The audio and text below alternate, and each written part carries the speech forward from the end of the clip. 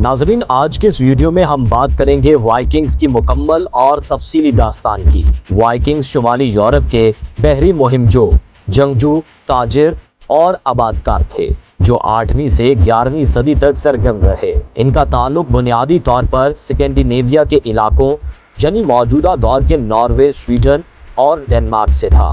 Vikings نے اپنی شاندار بحری مہارت، لڑاکا صلاحیت اور دور دراز علاقوں تک رسائی کے ذریعے تاریخ میں اپنی جگہ بنائی۔ ان کا عہد وائکنگ ایج کے نام سے جانا جاتا ہے، جو تقریباً 793 میں لنڈسفارن کے مشہور حملے سے شروع ہوا اور 1066 میں اسٹینفورڈ برج کی جنگ کے ساتھ اختتام پذیر ہوا۔ آغاز اور ثقافتی پس منظر: وائکنگز ایک زراعتی معاشرہ تھے جن کی معیشت کا دار و مدار کاشتکاری، مویشی پالن اور ماہی گیری سے تھا۔ وہ مختلف دیہاتوں میں رہتے تھے اور ہر گاؤں میں ایک یا ایک سے زیادہ قبیلے ہوتے تھے۔ ان کا مذہب نورس میتھالوجی پر مبنی تھا، جس میں متعدد دیوتاؤں اور دیویوں کی پرستش کی جاتی تھی، جیسے کہ اوردن، تھور اور فریا۔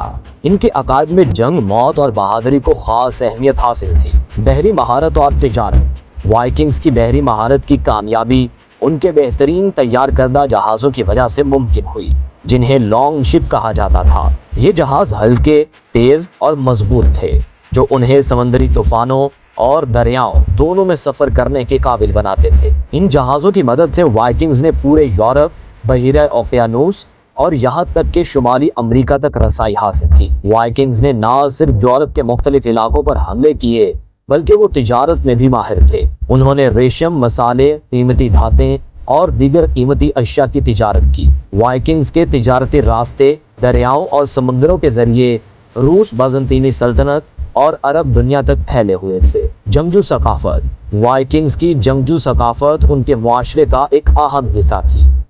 وہ اپنے ہتھیاروں کو بڑی اہمیت دیتے تھے، جن میں تلواریں، کلہاڑیاں، نیزے اور ڈھالیں شامل تھیں۔ وائکنگز کے حملے تیز، بے رحمی اور اچانک پن کی وجہ سے مشہور تھے، جس سے ان کے دشمنوں میں خوف و ہراس پھیل جاتا تھا۔ آبادکاری اور کالونیاں: وائکنگز نے صرف حملے ہی نہیں کیے بلکہ انہوں نے کئی علاقوں میں آبادکاریاں بھی قائم کیں۔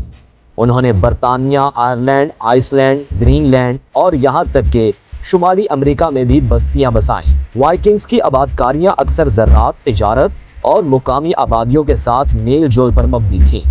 وائکنگز کی مذہبی عقائد اور تبدیلیاں: وائکنگز کے مذہبی عقائد نورس میتھولوجی پر مبنی تھے، مگر 10ویں صدی کے آخر میں عیسائیت کی طرف ان کا رجحان بڑھنے لگا۔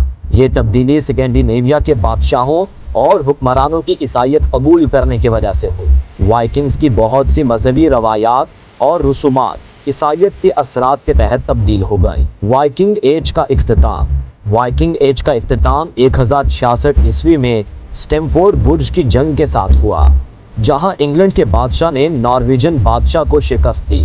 اس جنگ کے بعد سکینڈینیویا کے علاقوں میں مرکزی حکومتوں کا قیام عمل میں آیا اور وائکنگز کی بحری مہمات اور حملے ختم ہو گئے۔